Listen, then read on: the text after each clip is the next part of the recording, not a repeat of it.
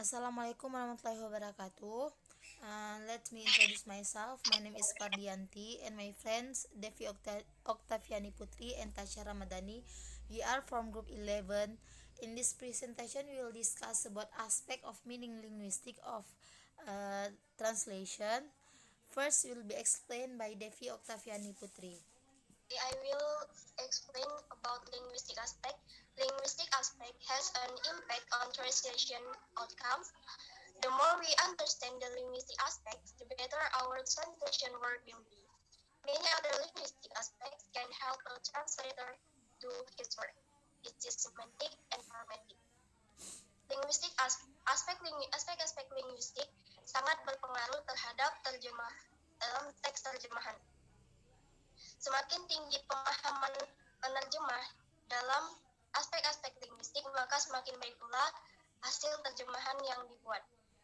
Maka dari itu, penerjemah harus mengetahui teknik-teknik untuk menerjemahkan aspek-aspek makna yang terkandung dalam sumber bahasa tersebut. Salah aspek-aspek linguistik tersebut diantaranya adalah semantik dan pragmatik. Thank you, back to moderator. Okay, next I will explain about meaning in translation. Meaning in translation is a part of the study of translations. Meaning in translation it means always in behind a word. Translation is not only about meaning as a lexical unit. The process of rendering meaning involves several aspects such as diction, grammatical structure, communication, setting, and source cultural context next. Konteks teks. Sistem dari kaidah-kaidah dalam suatu bahasa yang berbeda dengan bahasa lain akan berperan untuk penerjemahan dalam pengambilan keputusan dalam proses penerjemahan. Untuk contoh dalam hal ini seperti proses penerjemahan yang melibatkan bahasa Indonesia dan bahasa Inggris. Kedua bahasa memiliki sistem yang berbeda pada struktur kata, benda, frasa. Frasa kata benda bahasa Inggris biasanya mengikuti struktur pengubah kepala kata benda, sedangkan bahasa Indonesia biasanya mengikuti kaidah di mana pengubah muncul setelah kata benda. To clarify this fact, this comparison can be explained. The English phrase like a beautiful girl is translated to Indonesia seorang gadis cantik. Meaning of a phrase in one language cannot always be translated in the way of the example above. The Indonesian phrase example kambing hitam, it's not always translated as black goat in English language. It means a goat which is black. The phrase can be translated as a black goat. However, if has a specific meaning, a person who is blamed for something that someone else has done, it will be equivalent with the English phrase scapegoat. Next kind of meaning. Nida and Taber classifies meaning into two classes, referential meaning and connotative meaning.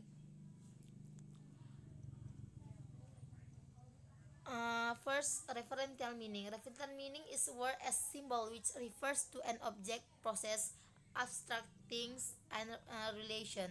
Mention that referential meaning is also meaning and translation for now, as the meaning of reference is often referred to as the referential meaning, the lexical meaning, the conceptual meaning, or the denotative meaning.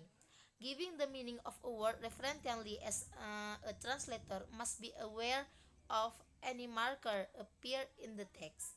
There are two markers that can be used to giving meaning word: synthetic marking and semotic marking. And second, connotative meaning. Connotative understanding meaning of a word is not merely based on the referred object of the word. Meaning is closely related to the individual emotional reaction, which is then given the name as connotative meaning.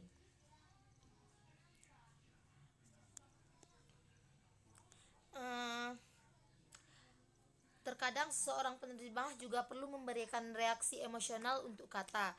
Reaksinya mungkin bisa jadi kuat, lemah, positif maupun negatif. Makna sangat erat kaitannya dengan reaksi emosional seseorang, yang kemudian disebut sebagai makna konotatif. Dengan kata lain, memberi arti sebuah kata bukanlah hanya dari dimensi konkret atau abstraknya, tetapi juga melibatkan pengirim kondisi emosional seseorang. Ada 3 prinsip utama untuk memahami konotatif. Uh, Kondisi hubungan antara kata dan pembicara, kondisi pembicara, dan kondisi pembicara.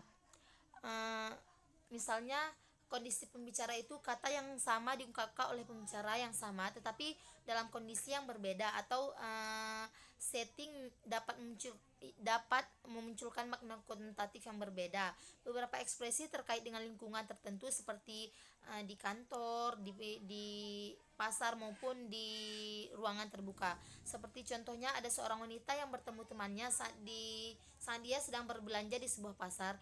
Dia bercerita kepada temannya bahwa tadi malam ada perampokan di rumah tetangganya. Temannya mungkin menanggapinya sebagai informasi baru yang memperingatkannya untuk lebih berhati-hati. Tetapi tanggapan yang berbeda akan muncul ketika seseorang bercerita kepada seorang polisi. Thank you. Next will be explained by Tasha Ramadhani. Okay, I will explain about semantics. Semantics refers to the meaning of words in a language and the meaning within the sentence.